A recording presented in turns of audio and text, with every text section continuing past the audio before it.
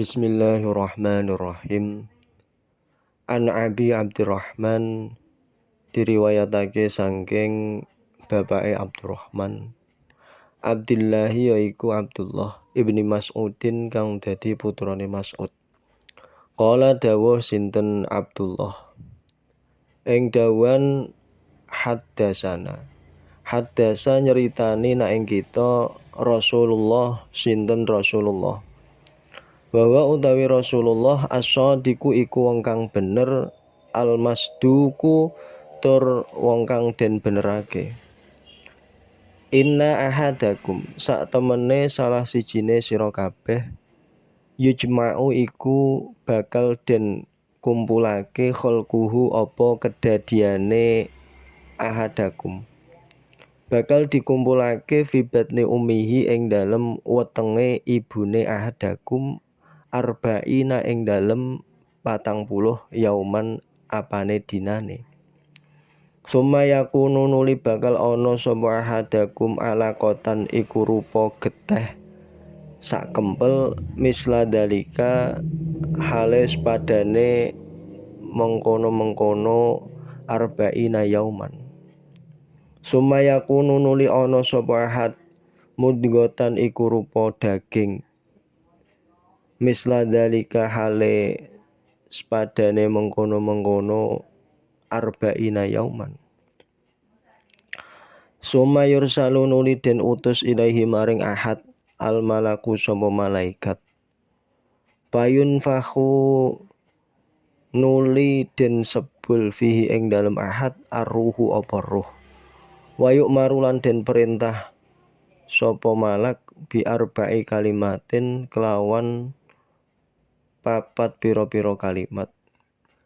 Bikat birizkihi kelawan nulis rizkine ahad, wa ajalihi lan titi mongsone ahad, wa amalihi lan amale ahad, wa syakiyun lan iku dadi wong sing celaka au saidun utawa dadi wong sing bejo. Bawalladzi nuli demi zat la ilaha kang ora ana pangeran kang hak disembah iku maujud ghairuhu kejaba sakliyane Allah.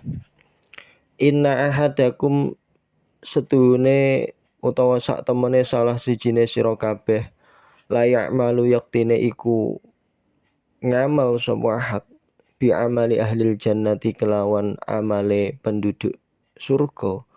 Hatta mayakunu sehingga ora ono bainahu iku tetep ing dalem antarane ahad wa bainaha lan ing dalem antarane jannah illa diraun kejaba apa sak dira.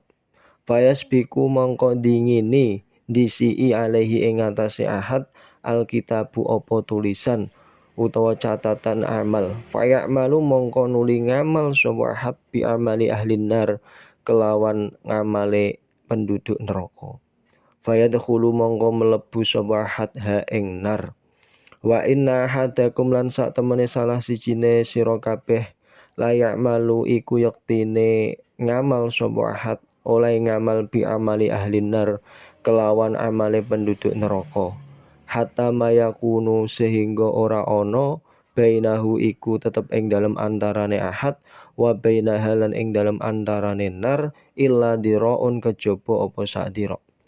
Fayasbiku mongko dingini disii alaihi ing atase ahad alkitabu apa tulisan utawa catatan amal. Fayamalu nuli ngamal sapa ahad ngamal bi amali ahlil jannati kelawan amale penduduk surga.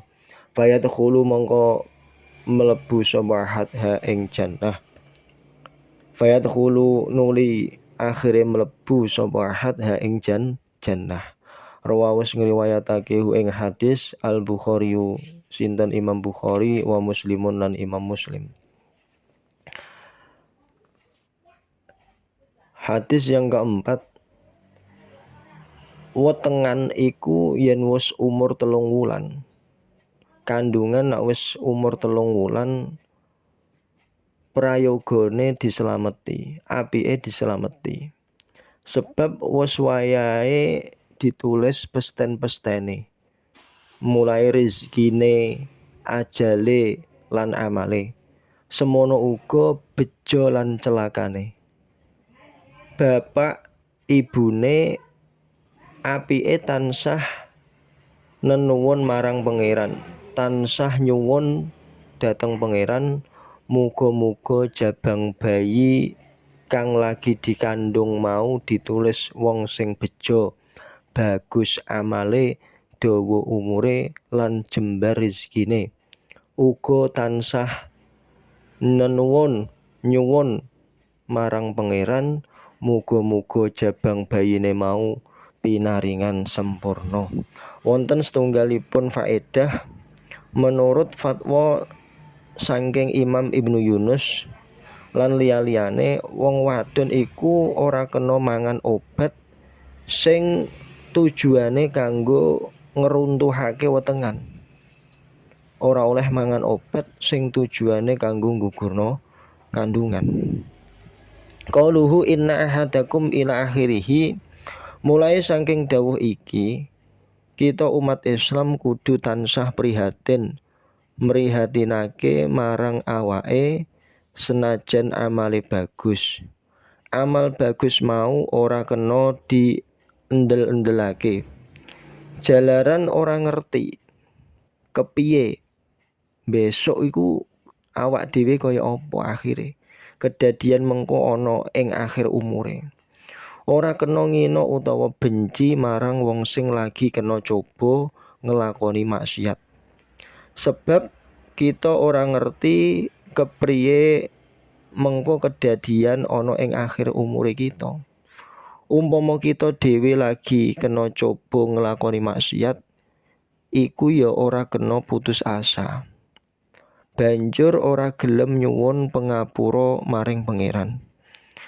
Sebab sah-sah wae kongang kanggone manusa iku kawitane apik, akhire ala. Lan kongang utawa sah-sahe manusa iku kawitane ala, akhire bagus. Mugi-mugi kita sedaya pinaringan bagus kawitan tekan pungkasan. Hadis niki diriwayatake saking Imam Bukhari lan Imam Muslim.